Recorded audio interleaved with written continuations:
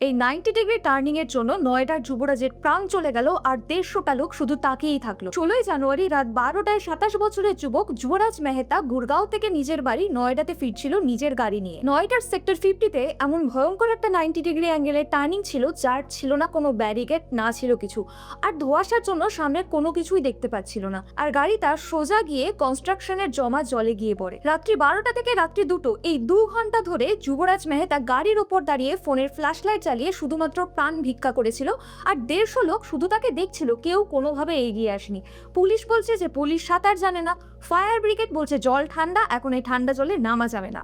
অবশেষে একজন সহৃদয় ফ্লিপকার্ট কুরিয়ার জলে ঝাঁপিয়ে পড়ে আর 8 ঘন্টা ধরে তল্লাশি চলে, কিন্তু ততক্ষণে অনেক দেরি হয়ে গেছে। একটা 27 বছরের হাই অ্যাম্বিশিয়াস ছেলের প্রাণ এইভাবে চলে গেল। সরকারের সাথে সাথে সাধারণ মানুষও তার মানবিকতাকে একেবারে বিসর্জন দিয়ে দিয়েছে।